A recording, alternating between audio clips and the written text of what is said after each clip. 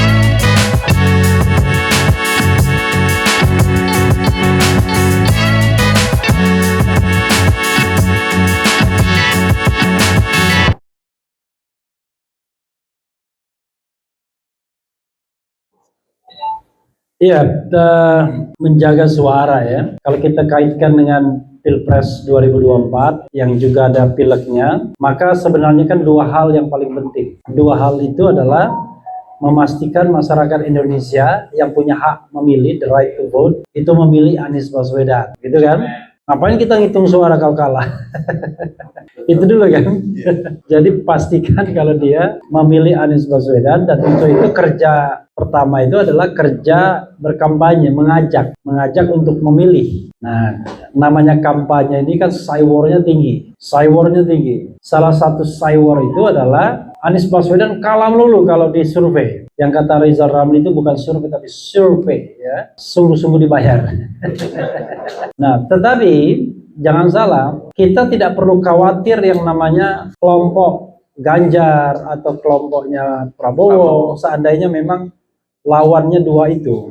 Karena jumlah mereka pasti kecil, sama seperti jumlah Anies juga pasti kecil. Yang paling kita utamakan adalah the silent majority. Orang yang tidak terlibat apa-apa. Itu jumlahnya pasti jauh lebih banyak. Kalau misalnya votersnya itu sekarang 100 berapa? 150 juta. Paling yang terlibat hiruk pikuk pemilu ini ya mungkin 20-30 juta saja. Sisanya yang silent. Orang yang floating, mengambang. Karena itu orang yang mengambang inilah yang perlu dibujuk. Kita ngomong apapun, kalau saya di channel saya misalnya, kalau yang judulnya Langit Biru misalnya, ngomong baik pun pasti dihina sama dia. Karena itu pasti teridentifikasi sudah pihak sono kan. Kalau kita ngomong rasional pun gak ada gunanya. Nah, rasionalitas itu dibutuhkan untuk yang belum memutuskan, undecided voters, orang yang belum memutuskan untuk memilih. Tapi kalau orang yang sudah berpihak, apalagi die hard, ya percuma saja kita. Contoh ya, di televisi itu sering saya lihat orang hanya berpikir bagaimana menang debat melawan tim sukses lawan. Menurut saya nggak ada gunanya. Belum tentu itu bisa memberikan hal yang menarik bagi pemilih. Saya sering membayangkan ya, ada juru bicara istana karena selalu berkelahi, selalu diundang di media. Saya tahu logikanya rating, logikanya rating. Memang dipancing, kalau bisa dia berkelahi, ribut, ya kan? Lawan peci merah misalnya ributnya, ya kan? Nah, itu makin ribut tuh makin seneng tuh orang. Pertanyaannya adalah setelah ribut tersebut, apakah rakyat Indonesia makin simpati sama istana atau enggak? Atau jangan-jangan sebaliknya, dia puas tapi istana keblenger gitu. Karena orang kemudian tambah tidak simpati. Kita harus juga begitu. Jadi nggak terlalu pusing kita dengan ini. Contoh misalnya survei. Mau survei apapun, yang gantian menang tuh kalau nggak Prabowo, Anies Baswedan. Prabowo, Ganjar Pranowo. Anies selalu nomor 3. Yang survei yang paling mencolok itu adalah survei SMRC misalnya, baru-baru ini 39% untuk Ganjar. Tapi survei SPIN 33%, 34% untuk Prabowo, Ganjar cuma 17. Makanya saya bilang ngakak, surveinya kurang lebih sama waktunya, tapi kok perbedaannya jauh betul. Belum lagi kalau kita kaitkan dengan margin of error. Disparitasnya saja sudah 17%. Bayangkan. Ganjar di sana 30, bukan 17%, 39 sama 17. Gila kan? Itu 22%. Ini survei atau apa? Memang pelaku surveinya berbeda. Dan masing-masing pelaku survei akan mengatakan survei kami lah yang ideal. Yang tidak dibayar misalnya. Atau yang betul-betul objektif. Padahal satu saja survei itu. Sebutkan sumber dananya. Nah, kalau sumber dananya dia nggak mau sebutkan, wajib kita tidak percaya survei tersebut. Tapi kalau dia berani sebutkan sumber dananya, berarti independen dia. Tapi hari gini, siapa yang mau bikin survei independen? Habis spending money ratusan juta untuk bikin survei nasional. Nggak mungkin. Karena itu selalu pasti ada bohirnya. Oke. Ketika kita lihat survei Anies selalu nomor 3, kadang-kadang dia cuma separuhnya Ganjar. Bayangkan, Ganjar 39, Anies cuma 14, 15, 16, 17, di bawah 20. Kita yang lihat survei ini bisa shock. Tapi jangan terlalu larut. Kenapa? Survei itu walaupun benar atau tidak benar, anggap saja nggak benar. Karena memang susah untuk bilang bahwa survei itu pasti benar kalau seandainya pihak-pihak lawan sudah membeli pollster atau surveyor ini. Kemarin saya bertemu dengan seseorang yang pernah membayar lembaga survei. Dia menyebut nama, tapi karena ini langsung kan, tapi namanya itu nama yang dianggap pengamat yang kredibilitasnya bagus dan lain sebagainya. Saya berdebat dengan Denny Indrayana. Denny bilang kalau si X saya masih percaya. Saya bilang saya nggak ada yang percaya, saya tukang survei, saya bilang. Selama dia tidak menyebutkan sumber dananya, saya nggak ada yang percaya. Ceritalah yang pernah membeli lembaga survei. Iya, ketika kita beli, ya memang suara kita tinggi terus katanya. Oke. Karena itu saya bilang kita nggak bisa punya kemampuan untuk mengontrol survei tersebut. Mulai dari desain pertanyaan kita nggak paham, ya kan? Ketika dia terjun ke lapangan untuk tanya kita nggak paham. Atau sebelumnya ketika memilih random sampling untuk respondennya kita nggak paham. Ketika dia mengolah data kita nggak paham juga. Tapi pasti tukang pembuat survei mengatakan dia ilmiah. Ini Mas Ari nih. Maksud dia mengatakan dia ilmiah. Padahal bias itu pasti ada. Oke. apa yang saya lakukan beberapa hari terakhir ini, saya imbangi biar kita senang, kita bersemangat. Saya bikin polling di RH Channel. Saya tahu orang akan mengkritik, pollingnya di RH Channel pasti saja menang Anies Baswedan. Ya kita bisa mengatakan yang sama. Surveinya di situ pasti menang yang itu. Kan sama kan? Ya kan? Sama. Tapi polling itu jujur. Tidak bisa dikontrol. Sana bisa dikontrol. Polling itu saya bilang, saya mau bacakan polling, hasil pollingnya kalau 100.000 minimal. Alhamdulillah. Dapat 100.000. Oh, bukan lagi dapat. Berapa kali polling 100.000 ke atas semua. Saya bilang saya mau bacakan kalau 100.000 ke atas. Itu cuma 1.200, 1.230. Nanti akan dia bilang, oh kami ilmiah. Dari mana kalian bisa mengatakan ilmiah? Kan itu kan klaim kalian. Kalau ini objektif. Nah, maksud saya kita harus imbangi. Bahkan saya tantang, kalau memang nggak setuju dengan polling saya, coba media sosial lain adakan polling dengan pertanyaan yang sama. Adakan polling dengan pertanyaan yang sama, tetapi syaratnya adalah respondennya atau yang votingnya minimal 100.000 saya bilang. Misalnya di Cokro TV. Jangan-jangan Anies yang menang, jangan-jangan. Karena dia nggak bisa kontrol. Ya kan? Karena once Anda keluarkan polling, kan dilihat semua orang. Nggak bisa lagi Anda hapus. Kecuali Anda menghapusnya berarti nggak ada hasil pollingnya. Nah, saya report sedikit ya, biar ada bekal kita. Saya pertama mengadakan polling siapa yang Anda pilih antara Anies Baswedan. Saya selalu agape. Fortunately Anies A. Jadi nomor 1 terus kan dia kan. Kecuali nanti sudah ada urutan ya 01, 02, 03. Tapi sepanjang sekarang ya agape terus. Anies, Ganjar, Prabowo. Saya tanya siapa yang Anda pilih. Kalau kita bikin polling, jangan kasih ruang belum memilih, jangan. Ngapain kita nanya orang yang belum memilih kan?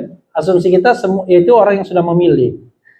Alhamdulillah, selama 7 hari, itu pun karena saya tidak up, karena baru pertama mulai, itu 141.000 yang votes, suara. Jadi gini, kalau kita bicara suara itu saya tidak ingin mengatakan itu voters, tetapi itu suara. Tapi jangan salah, suara itu satu gadget, itu cuma satu suara. Jadi kalau kita punya 2 HP ya cuma 2 suara aja nyumbangnya. Jadi dia nggak bisa berulang-ulang, kecuali survei yang berbeda.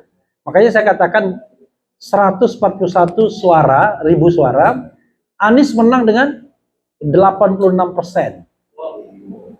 86% orang memilih Anies.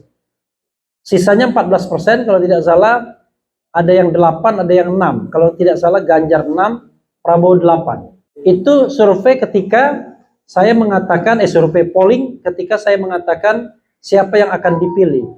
Gini aja, selanjutnya lihat di RH Channel, tapi saya bisa mereportnya secara, karena saya ingat semua angkanya. Pertama saya bikin yang namanya polling tematik.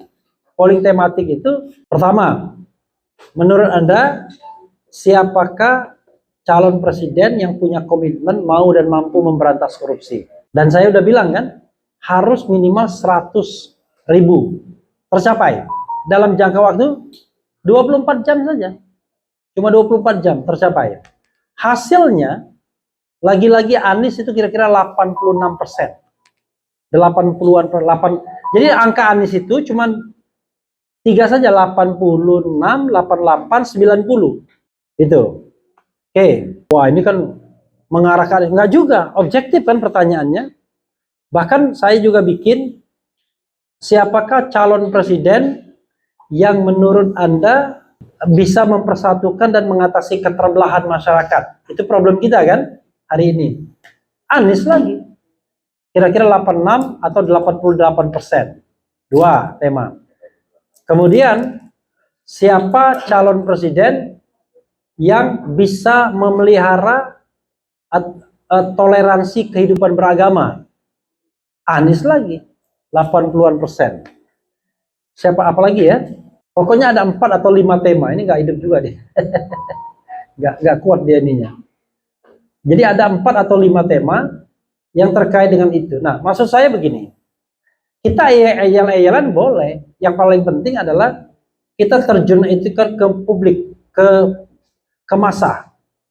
Maka keluarkan polling dari ILC, Indonesia Lawyers Club. Bayangkan polling ILC itu cuma 21.000 aja, itu berapa hari? Itu udah dibesar-besarkan. Refli Harun cuma 24 jam aja. Kemudian dari CNBC juga semua memenangkan Anies. Google Trend, traffic Anies di atas. Dan saya pernah melihat big data yang disampaikan ke seorang tokoh senior yang kayaknya dia ke PS, kayaknya ke 08. Wah, Anies tuh begini katanya, macam-macam. Tapi terakhir dia tunjukkan data juga. Ternyata di big data nomor 1 Anies. Waktu itu dia simulasi Anies berpasangan dengan AHY melawan Prabowo Sandi nomor 2, kemudian Ganjar Erick Thohir nomor 3. Menang dia. Jadi yang ingin saya katakan adalah hati-hati dengan survei. Jangan-jangan nanti kita merasa, waduh kalah jagoan kita. Enggak. Cari pembanding-pembandingnya. Malah saya sekarang sedang mencari polling di atas 100.000 yang menangnya selain Anies. Malah saya tantang kan. Sampai sekarang belum ada tuh yang menerima tantangan itu. Karena dia takut juga. Kalau saya nggak takut. Bahkan saya merumuskan pertanyaan itu secara live streaming. Jadi orang bisa melihat secara transparan. Oh iya, itu di RH Channel. Karena itu tugas kita, sebanyak mungkin bikin society seperti ini. Coba bayangkan kalau RH Channel ini ada 1 juta. Menang kan Anies kan? Jadi memang tugas kita adalah membentuk society. Baik society yang real maupun society di dunia maya. Yang real kita bertemu secara offline, tapi secara dunia maya kita juga perlu, karena itu unlimited space, unlimited time juga. Jadi kita bisa membangun opini dunia maya itu dengan cara salah satunya begini, salah satunya. Tapi yang lain kan banyak.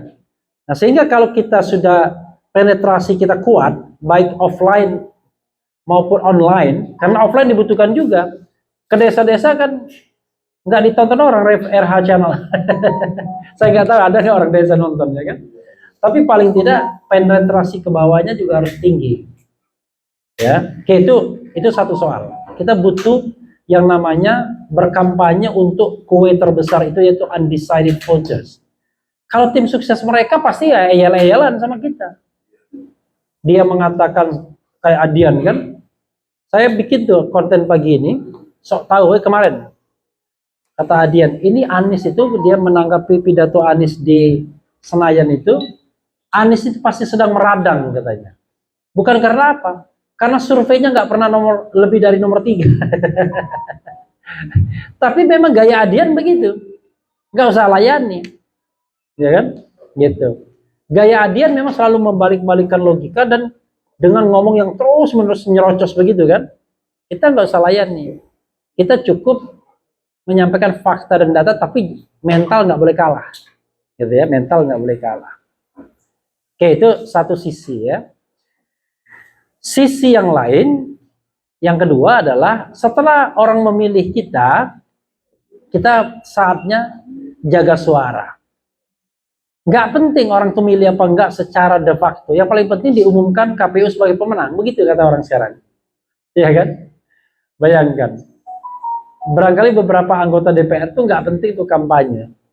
Yang paling penting ditetapkan sebagai pemenang oleh KPU. Tapi kan kita nggak boleh begitu.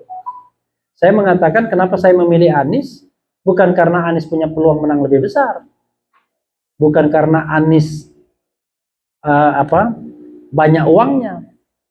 Kalau yang banyak uangnya 2 kandidat lainnya, konon katanya lagi banyak uangnya itu. Saya dapat relawan juga yang ngasih tahu saya kan.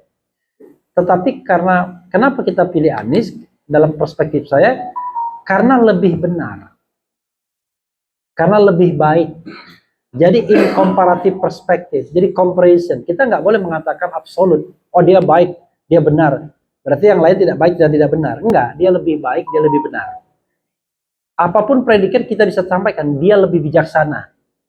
Apalagi, dia lebih pandai. Makanya ada konten saya ngakak. Kemampuan diplomasi Anies dan Ganjar.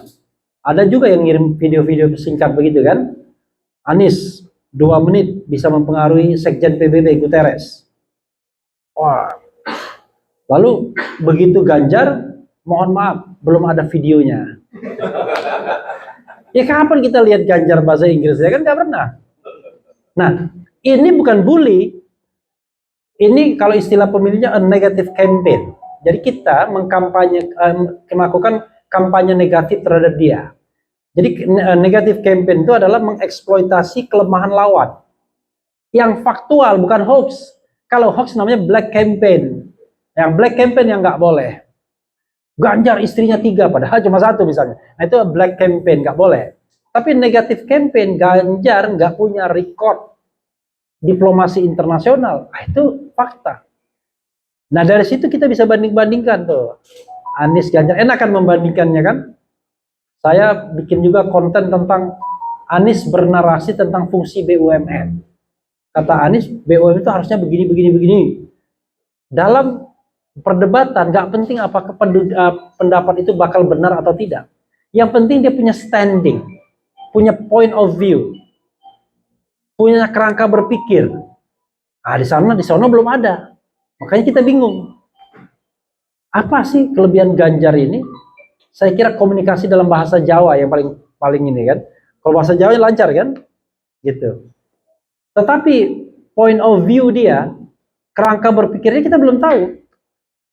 Dan ini kelebihannya Anies karena Anies kan orangnya serius. Kalau ngomong kan kelihatan point of view-nya, tapi nggak bisa begitu terus. Harus ada juga yang ya agak ini apa? Agak lebay-lebaynya kan. Masyarakat kita kan mayoritas masih lebay juga.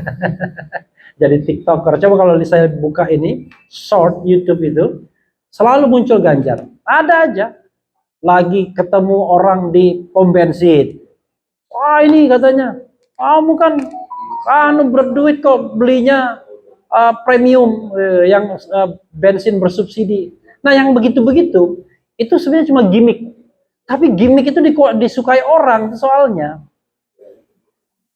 Wah dia cerita bagaimana dia berhasil mendapatkan dana dari Pak Jokowi, gitu kan, macam-macam. Jadi kalau kita buka YouTube, ya kan, kadang-kadang kita nggak langsung yang YouTube utamanya, ya, tapi YouTube Short yang kurang dari 1 menit, isinya Ganjar semua. Dulu isinya Rocky Gerung semua itu, sekarang isinya Ganjar semua. Anies jarang, Anies biasanya bikinan orang itu, yang sudah dibikin. Kalau Ganjar yang tadi on the spot begitu, dia lagi ngomong, lagi apa gitu. Nah ini perlu juga kita membanjiri media-media sosial dengan yang begitu. Kenapa? Coba perkirakan berapa orang yang terkoneksi dengan gadget. Kita kan nggak pernah tahu datanya, harusnya kita tahu datanya. Ada ya? Berapa persen dari pemilih? Kira-kira? 74%. Tuh. 74%. Masa kita tidak peduli dengan 74% tersebut? Lalu kita berusaha dengan semangat offline. Perlu juga offline, tapi maksudnya ini juga sangat penting. Lalu berikutnya pemilih milenial, Gen Z dan Gen Y. Y dan Z. Berapa jumlahnya? 60%. Lebih 60%, bayangkan. Masa kita nggak peduli? Kita ini, kalau saya nggak masuk lagi milenial. Saya nih kalau Bang Eki masih masuk milenial. Milenial itu kalau nggak salah 40 berapa? 40-an ya. Sampai dengan 51. Nah, sampai dengan 51 52. Apa? Masih masuk dong gue. Kelahiran 72. Refli masih bisa masuk. Enggak. Saya udah cek, saya nggak masuk. Saya udah cek, saya nggak masuk milenial. Kalau saya masih masuk berarti. Nah, beliau masih masuk. Jadi, tapi semangatnya lebih milenial saya kayaknya. Nah, Karena itu kita juga harus perhatian dengan kelompok ini. Kelompok ini, coba kita lihat ya. Misalnya, di satu sisi kelompok ini kelompok cerdas. Tapi kelompok yang seperti ini kelompok yang tidak mau didikte. Dan kadang-kadang kelompok ini kelompok yang nggak peduli dengan politik. Ya kan? Jadi kalau kita pendekatan yang wah, awas kalau tidak memilih Anies, masuk neraka misalnya. Gak laku di kelompok mereka itu. Kalau di ibu-ibu pengajian masih laku. Ya kan? Jadi kenapa? Saya lihat kalau teman-teman saya yang 50-an ke atas, rata-rata udah hampir tobat semua. Lebih mudah menyarankan memilih Anies ya kepada penduduk di atas 50 tahun. Asal dia seorang muslim. Kadang-kadang non-muslim gini. Kita ini kadang-kadang terlalu takut sekali bicara bahwa ceruk pasar Islam dan nasionalisme itu adalah gejala yang memang sejak tahun 45 mau diapakan lagi. Jadi representasinya kalau nasionalisme dulu PNI, ditambah PNI itu tambahan lagi pokoknya partai-partai yang memang orientasinya PKI kan. Jadi lalu kalau kita Masyumi NU begitu. Jadi tidak heran kalau PKI lebur, maka dia banyak masuk partai yang nasionalis. Enggak mungkin dia masuk partai Islam. Nah cuma label Islam itu yang merupakan bagian dari sejarah bangsa ini mau dihilangkan. Nggak boleh nyinggung agama, nggak boleh identitas, ya kan? Tapi semua calon datangnya ke ulama. Besok katanya Prabowo datang ke ada pengajian Riyadatul Jannah. Rupanya itu musola depan rumah saya itu. Tapi dia di Istiqlal. Hari ini pertemuan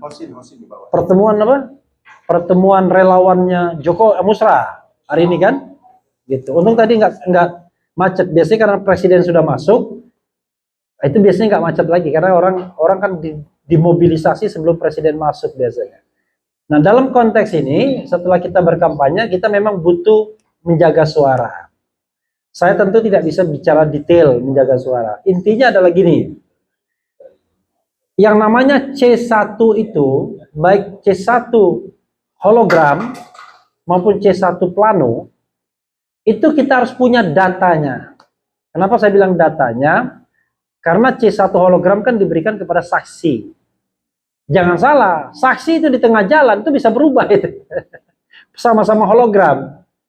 Tapi kalau on the spot, kita record data itu, nanti manajemen datanya harus kita buat kan. Kemarin saya ketemu juga dengan relawan, dia bilang sanggup sebenarnya. Ada yang mengatakan sanggup bikin manajemen data di 800.000 TPS, sanggup katanya. Entah bluffing atau enggak ngerti kita. Tapi dia bilang sanggup kita katanya. 800.000 TPS lebih di seluruh Republik Indonesia ini. Dan bayangkan, dalam jangka waktu 4 jam, itu sudah harus tahu hasil pemilu. Bayangkan trafiknya, dan yang dikirim itu adalah gambar. Nah, begitu dia dikirim, dia langsung baca. Jadi nggak diketik lagi, nah, itu nggak jalan. Langsung baca, dan yang terbaca itu angka, waktu, dan lain sebagainya. Nah itu yang diinginkan, karena itu memang harus terang, biar bacanya jelas kan. Kalau kita sudah punya semua on the spot data C1 itu, insya Allah kita nggak gampang dicurangi. Oke, nanti bagaimana kalau seandainya sampai ke KPU berubah drastis, totally different. Yang di-trigger dengan survei di depan. Biasanya survei itu di depan sebagai pemandu. Kata survei, si X menang 56%. Maka penghitungan akan ditentukan ke sana. Pandu dia. Nah, jangan sampai kita tertipu di situ. Kalau kita tidak punya data primernya. Karena kalau sudah perjalanan, itu bisa berubah. Saya dulu waktu di CETRI, di Center for Electoral Reform, termasuk yang mengusulkan agar penghitungan suara itu 1 kali jenjang saja. Once for all. Tapi sampai sekarang nggak diizinkan, tidak direalisasikan. Why? Karena tahu Kalau dia once for all, sekali ya saja, yang terjadi adalah nggak akan ada kecurangan dalam penghitungan suara. Saya lihat itu di Birmingham, sering saya ulang. Jadi di polling station itu orang kalau mereka kan nggak nyoblos, mereka kan nulis tuh, karena tingkat literasi mereka kan tinggi. Dan juga sederhana ininya, surat suaranya. Udah masuk di polling station. Polling station tuh nggak kayak kita pakai pesta, pakai pakaian adat. Yang mereka di mall-mall, di tempat-tempat umum dan tidak harus khusus. Setelah itu semua kotak suaranya, ballot box-nya dibawa ke stadion. Waktu itu di Birmingham. Dibawa ke stadion, disitulah dihitung once for all. Sekali dan untuk semuanya. Nggak ada lagi jenjang penghitungan lain. Bayangan saya, kalau kita lakukan itu di Indonesia, akan terjadi kecurangan nggak dalam penghitungan suara? Nggak akan ada. Tapi bagaimana tempatnya kan nggak mungkin di Senayan. Nggak, bukan begitu. Misalnya, katakanlah kota Mataram. Maka semua ballot box, kotak suara, itu dikirim ke lapangan sepak bola atau gedung yang paling besar di sana. Sudah, di situ semua, stay, nggak jalan-jalan lagi. Penghitungan suara di situlah, dikawal tentara, kawal polisi misalnya. Mau sebulan kan biasanya kalau legislatif diberi waktu, saya kira cukup, ya kan? Nah, tapi tidak pernah mau dipraktikkan seperti itu. Kenapa? Rahasianya adalah karena biasanya anggota legislatif itu produk dari kecurangan itu. Kalau itu dilakukan, dia nggak bisa main lagi. Dia nggak bisa main. Biasanya kan begitu. Dalam jenjang penghitungan suara itulah terjadi negosiasi. Dulu kita berhasil hanya menghapuskan PPS hapus. Tapi kecurangan itu di PPK sama KPU kabupaten kota. Modusnya adalah ya tawaran. Bahkan ada orang yang sudah ditawarkan lebih dulu untuk jadi anggota DPR. Sekarang ini udah penawarannya. Kira-kira berapa penawarannya di satu provinsi? 5M.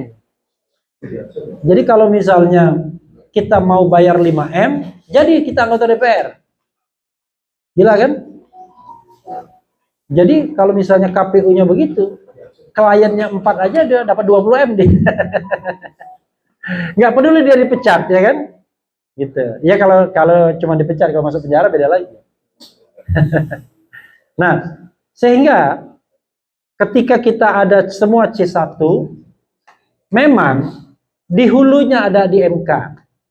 MK ini sudah dipersiapkan rezim juga untuk pro mereka. Salah satunya adalah mereka lihat ingredientnya MK siapa. Unfortunately, semuanya pro Istana dan Teguh Umar. Ini mohon maaf ya. Saya melihat itu dari misalnya pemilihan ketua MK terakhir. Itu kan cuma persaingan Istana dan Teguh Umar aja. Ya kan? Pertarungan Istana dan Teguh Umar. Yang menang Istana 54. Ya kan? Yang menang Jalan Merdeka. Teguh Umar kalah. Teguh Umar itu Arif, Istana adik ipar, kan begitu. Nah, cuman yang nimbung-nimbung ya teman kita sendiri, Saldi, di situ ada satu. Saldi, ya kan. Kemudian Soehartoyo yang waktu presidensial threshold dia 2 orang yang mengabulkan permohonan itu dikabulkan untuk penghapusan.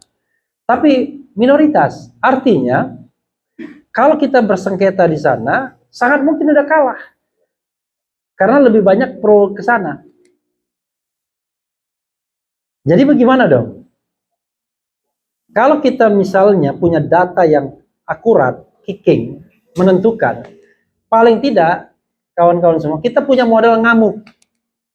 Dalam tanda kutip. Iya, modal ngamuk itu dalam tanda kutip.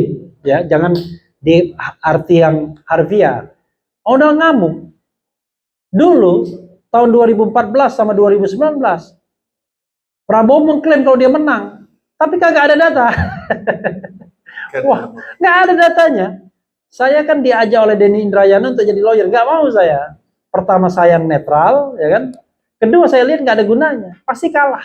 Kenapa? Lah, bikin permohonan nggak ada datanya gimana? Jadi cuma asumsi semua. Walaupun asumsi itu adalah asumsi umum, contoh misalnya asumsi umum. TNI, polisi, BIN terlibat. Yakin nggak Anda? Terlibat? Yakin nggak? Tapi begitu dibawa ke pengadilan, apa buktinya? Kalau Anda mengatakan itu terlibat, buktinya di mana? Oh, buktinya ada polisi sana ngomong sama saya. Panggil polisi sana, nggak ada yang mau datang. Mana ada polisi yang mau datang? Terakhir Haris Azhar mau dijadikan saksi, ya nggak nendang. Haris Azhar aja nggak datang juga, karena dia cuma dapat laporan kalau ada kecurangan seperti itu. Nah, barulah setelah pemilu kita ketemu, ya Pak, saya dulu pelakunya gitu. Jadi tobat setelah selesai dan pensiun, biasanya begitu. Ya, mudah-mudahan Allah Subhanahu Wa Taala dan malaikat pencatatnya menerima tobatnya kan.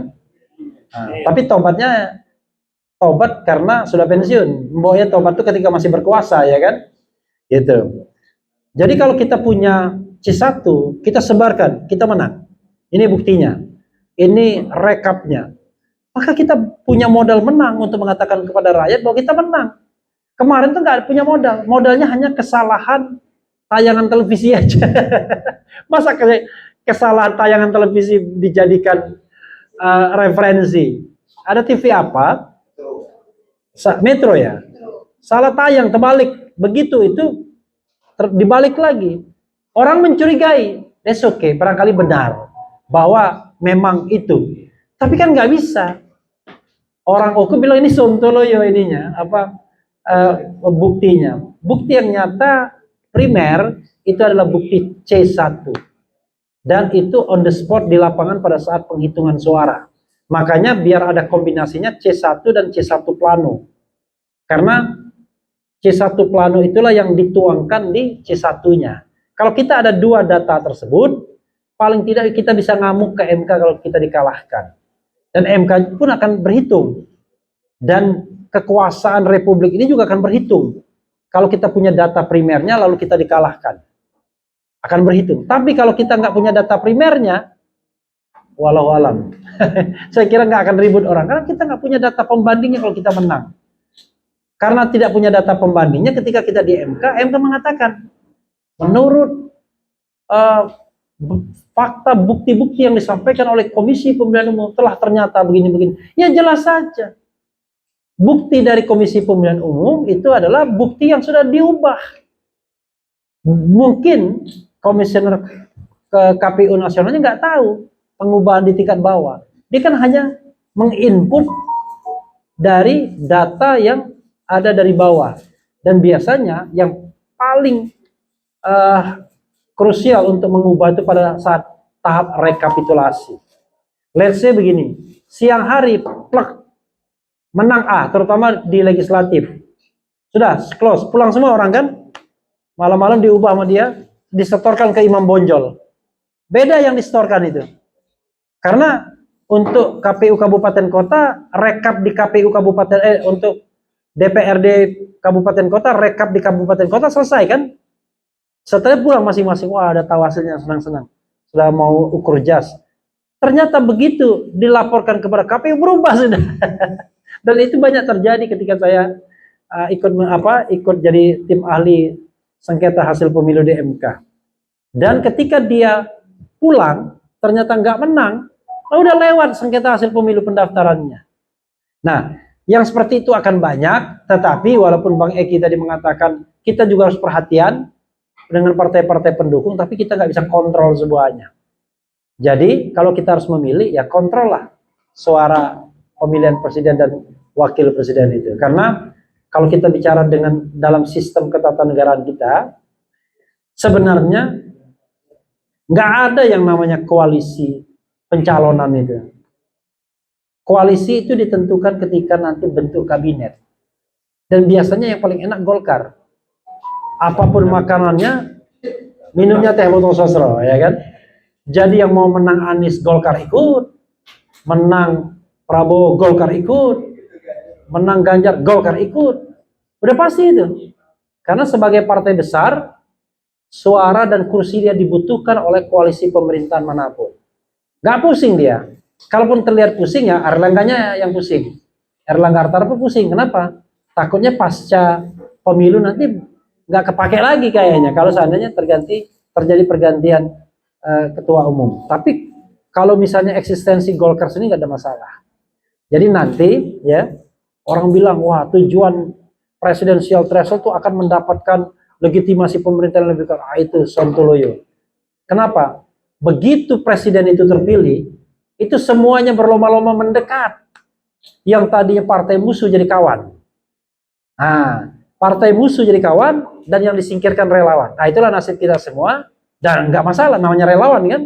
Setelah yang menang mendapatkan kekuasaannya kita bubar. Wassalamualaikum warahmatullahi wabarakatuh.